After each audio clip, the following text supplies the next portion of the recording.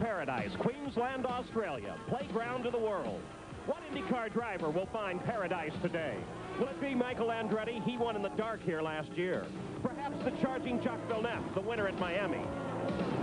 Is it time for new faces like Mauricio Gugelmin or Scott Pruett? Or will some old veterans like Bobby Rahal or Danny Sullivan return to the top? What about Junior, the reigning champion? He struggled 2 weeks ago. The gang's in Australia, where it's anybody's game, and there are no guarantees as we go racing down under.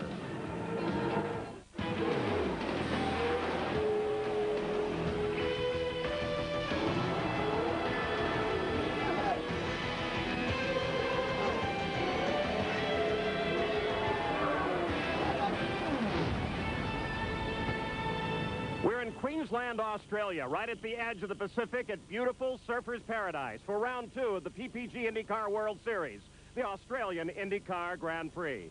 Hi, everybody. And, 2 weeks ago we raced in Miami, and what did we learn from that first race that might help us predict the Indianapolis 500 or even the championship?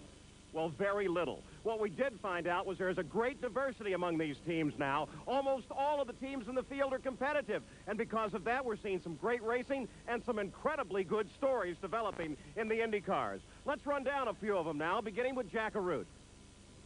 Well, 1 year ago, Michael Andretti came back to IndyCar racing after a brief foray in Formula One competition and scored a victory right here at Surfers Paradise as the sun began to set on the race course. Now he's back again. He put his car on the pole for this year's event, but this time it's with a brand new team. He's reunited once again with Newman Haas, and based upon their performance in Miami, where he ran so strong until a mechanical malfunction knocked him out of the event, one has to think he's got to be a heavy favorite for today's event as well. But flanking him on the outside of the front row, the man who was victorious at Miami and who the Australian press have tagged with the nickname the baby-faced assassin, young Jacques Villeneuve, is here with Team Green and giving them strong promise in the early events of '95 as well.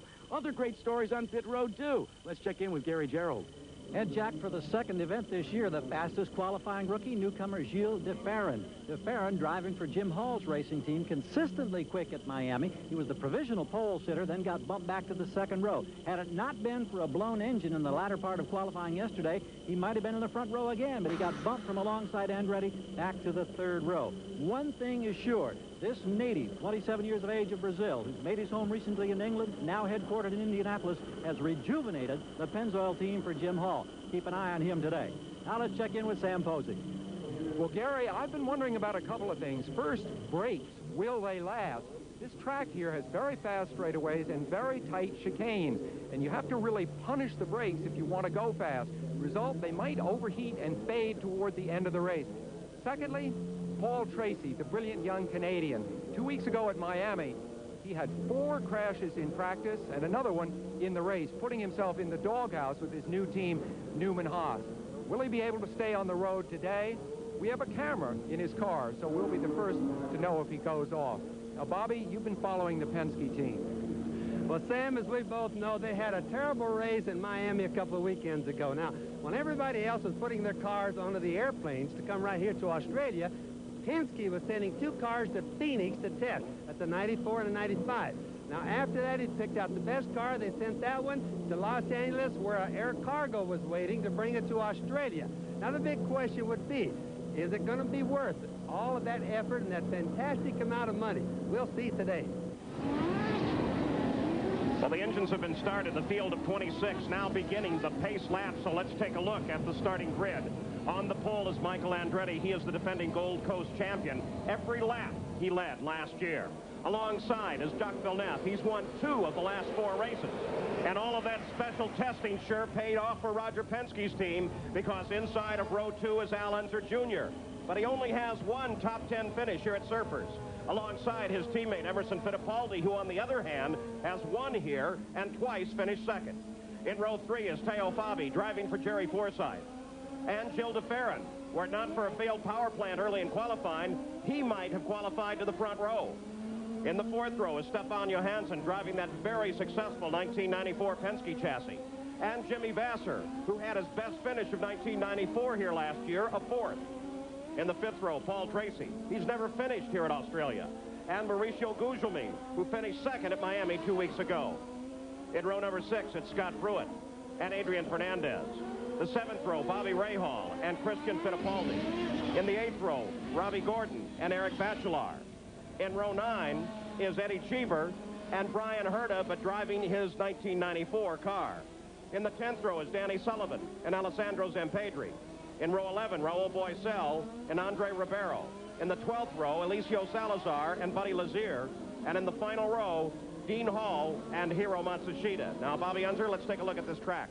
Well, Paul, first of all, I think it's one of the nicest tracks we have on our entire circuit. It's 2.8 miles around, generally a very smooth track, 2 very long straightaways on the front and the back. But these particular straightaways have chicanes in them. The front chicane is got one, or the front straightaway 1 chicane, the back straightaway 2 chicanes with a lot of 90-degree corners at both ends.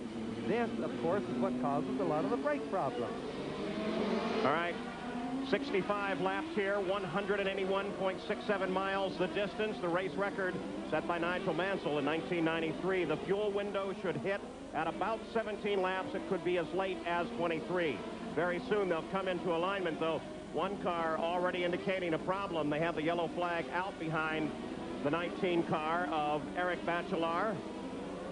And no indication what it looks like there is still some vapor at the back of the engine, like it may be running. Let's go to Gary Gerald. They had difficulties in the warm-up session this morning. They totally thrashed a gearbox. They had to substitute parts. They had no confidence. They figured they'd be in early retirement. They did not think they would have to retire this early. Great frustration. Bachelard had qualified 16th. They were excited, but obviously he's in serious difficulty. It may jeopardize the start of this race. Yeah, it certainly will, and this is obviously a gearbox problem, Bobby. Yes, absolutely. But you can see their engine running and see all the fumes coming out of the back of the heat waves from all the heat of the engine.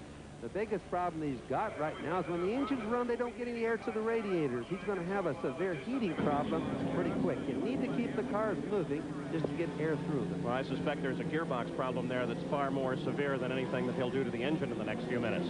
So what this will mean is a yellow flag start for the field while they try to get Eric Bachelard off the race course. In some ways, this could be good. It'll deprive us of the excitement of the start, but in the 4 other years they've held this event, they've had a crash, a multiple pileup in the first chicane. Now, that chicane was eased a little bit for this year, hoping to avoid that, but to go through there under yellow might be good. This is actually the moment of the start of the race. Bizarre. But it will start under yellow, and the lap will count. And the white flag with a red cross means there's a special vehicle, safety vehicles on the racetrack. The yellow flag, of course, means don't go fast. Jim Swintel, the official starter of IndyCar, monitoring the field here. Man who is very conscious about these starts and the safety of the start. So he says this track is particularly well suited because of the long roll-up before the starters stand. So the field under yellow will maneuver around the track, and then I suspect will fall into rows of 2 as they come to the green flag.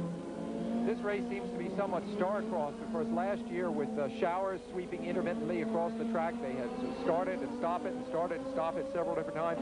Finally, it became, here's Bachelard now waiting for the toe-in. It became the only race in IndyCar history ever to be ended because of darkness.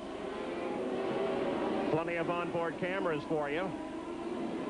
As we look at Eric Bachelard, this is looking backward from underneath the rollover bar of Michael Andretti's car. So that's the pole position car. And this is Paul Tracy's car. Of course, back in the field, he'll be starting in 9th position. Tracy was the fastest in practice on Saturday, but he had a lot of bad luck when it came time for qualifying. We'll see if he moves up fast. The nose of Bobby Rahal's car, starting in 13th. And Brian Herta's car, the 18th position. So those are some of our onboard camera views for you here today. As Michael Andretti leads them around, we'll also have onboard cameras with Robbie Gordon, the PPG Mercedes-Benz pace car, trying to get the field under control now. I think what's going to happen here, Paul, both Michael Andretti and Jacques Villeneuve, they never really raced each other, certainly not off the front of a grid before. Here's Robbie Gordon we're riding with now. He's had his troubles in practice too, but he's very fast on this track potentially. But I think the first laps will be a question of intimidation. Who can seize that lead first and what happens immediately afterwards. And I think Michael Andretti is pumped unbelievably for this race.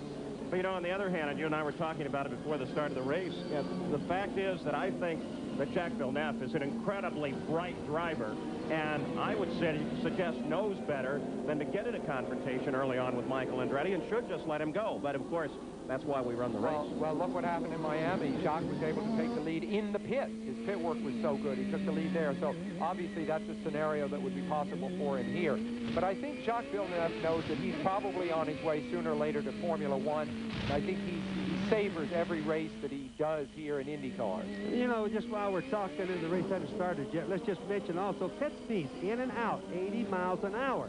So the drivers can't gain an awful lot coming in or exiting the pit crews. Therefore become the big deciding factors during the pit stops. Beautiful high-rise apartment buildings and hotels line this circuit. Fans gathered up on the balconies of these as we look for the green flag. And here we go. Really the start of lap number 2, but the first lap of racing. And look at Villeneuve. He outfoxes Michael on acceleration, but Michael's got the line going into the corner. Michael was just going to get in there deeper. That's all it amounts to. He just made up his mind. And it was clean through that first chicane. Here they are already down into the second. Al Unser Jr. dropped into third place. That's STEFAN moving up quickly behind Al Unser Jr. Rest of the field through safely at this point. Villeneuve driving a very cautious race. Al Unser Jr. came off the corner alongside of Villeneuve and almost got crowded to the wall. That put little Al back. And DeFerrin moved up. That's Théo Fabi that's right behind DeFerrin in the 33 car. Fabi has started this race on a harder compound of Goodyear tires than anyone else. And look at DeFerrin as he moves inside of Villeneuve. Oh! And shortcuts the course. Now, there's an interesting rule on this. That will probably be okay, won't it, Bobby? Well, that is really going to be debatable. You're not supposed to be able to make a gain. Now, he physically made a gain. He passed going in, didn't make it through, had to use that to go across. If I were Wally Dallenbeck, I would call that as a gain, which he said this morning in our meeting, you can't make a gain through the chicanes by cutting across. I agree with you, Bobby. So I would say my official call, which is your official opinion. My official opinion says is that they have to give him a penalty for that one. Well, it did give him an opportunity to get in the corner much hotter, and then he cut across there, though in terms of actual ground gained after he made the pass, it wasn't that much, but it certainly aided him in making that pass. Look what's happened here. Michael has pulled out an immense lead, and as we have another look at DeFerrin. This is DeFerrin now. He comes in very, very hot. Makes the turn into the corner, at this point carrying too much speed and can't get off the corner safely. And the fact of it is he couldn't have made it if there would have been a wall there, and that's what Wally Dallenbeck says. You're not supposed to gain going across. So his turn would have been a bad turn or a wreck or whatever had there been a wall there. So I'm sure Wally's looking at that. Al Unser Jr. moving on Jacques Villeneuve now. This is a battle for third place. Little Al getting alongside and getting past. Villeneuve uncharacteristically cautious, almost timid here in the opening lap. Now, he's having a problem, Sam. He's not up to his normal speed. We all have watched the boy run. He's not quite up to speed. Théo Fabi as he forces Villeneuve to the high side of the course. And that lets Little Al move inside. Now Little Al is running behind Fabi. The running order is Andretti, DeFerrin, Villeneuve, Fabi, Al Unser Jr., Emerson Fittipaldi. Now, these harder compound tires that Bobby is running, of course, would come into their own about halfway through this first fuel load after 14, 15, 16 laps. So the fact that Bobby is running strong in fourth right now bodes extremely well for him. Théo Fabi carrying that number 33. Remember 1983, the Indianapolis Motor Speedway. He brought 33 as a rookie driver to the pole. A lucky number for he and car owner Jerry Forsythe. They're teamed back together again, and they should be a formidable opponent for the rest of the Indy cars this year. Certainly proving that out now, running in fourth place. Very often when you see the tires or the cars going in and you see the smoke coming off the front tires, means their brake balance is more on the front, and that's just kind of normal for getting into the turn. At the start-finish line, they just displayed a black flag to this car, number 8, the Pennzoil car of Gilles DeFerrin.